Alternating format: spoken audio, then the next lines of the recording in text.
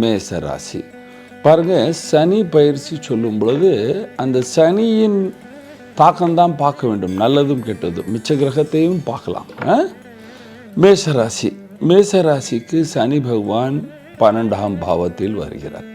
12ஆம் பாவத்தில் வர்றதுனால 7 நாட்டு சனி ஆரம்பிக்கும். இந்த 7 நாட்டு சனி ஆரம்பிச்சால் அந்த மனிதனுக்கு அலைச்சல்கள் அதிகமாக இருக்கும். ஆனால் இது யாருக்கு அதிகமாக பிரச்சனை கொடுக்கும் பாருங்கள். ஒரு 2 வயசு குழந்தை மேசராசி குழந்தையாக இருக்குது. 80 வயசில் ஒரு தாத்தா இருக்கார்.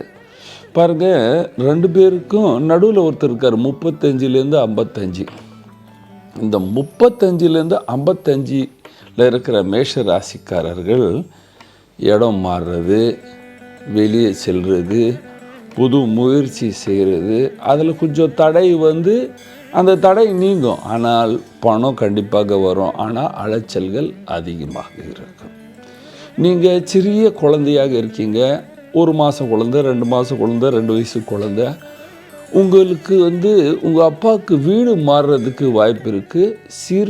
சிறிய உடல் உபாதைகள் இருக்கும். வயதானவர் எல்லோரும், அம்மா அப்பா வீட்டில் இருக்கிற எல்லோருக்கும் இந்த நேரத்தில் தன்னுடைய ஆரோக்கியத்தை கவனிக்க வேண்டும். ஏனென்றால் விரயஸ்தானாதிபதியான சனி பகவான் அந்த ஆரோக்கியத்தை கெடுப்பார். நீங்கள் அரசியலில் இருக்கீங்க, ரொம்ப உஷாராக இருக்கணும், கம்மியாக பேசணும், தன்னுடைய வேலையை கவனிக்க வேண்டும். கலைஞராக இருக்கீங்க, நீங்கள் வேலை கடிக்கும், அலைச்சல்கள் இருக்கும். குருவும் கொஞ்சம் சரியில்லை, அதனால் அலைச்சல்கள் அதிகமாக இருக்கும்.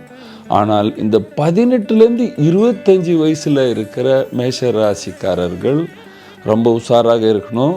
வீட்டில் ஏதாவது பிரச்சனை வந்தால் முன்ன பேசுகிறது, கோபம் செய்கிறதெல்லாம் கூடாது. அல்லது நம்ம தந்தை நம்ம இரத்த சம்பந்தத்தை விட்டு வெளியே செல்ல வேண்டிய நிலைமையெல்லாம் இருக்கும். வேலைக்கு செல்கிற ஆண் பெண்களுக்கு நல்ல காலம் என்று சொல்வேன். அலைச்சல்கள் அதிகமாக இருக்கும். என்ன பரிகாரம் செய்யலாம் பாருங்கள். பரிகாரம், சனி பகவானுடைய பரிகாரம் தமிழ்நாட்டில் திருநள்ளார் கோயில் போயிட்டு வர்றது. ஆனால் அதே நாள் தான் போகணுமா, நான் அதை சொல்லலை. உங்களுக்கு எப்படி டைம் இருக்கோ அந்த நாள் போய் பகவானை வேண்டிட்டு வாங்க. உள்ள தர்வேஸ்வரர் இருக்கார், அதை கும்பிட்டுட்டு வாங்க.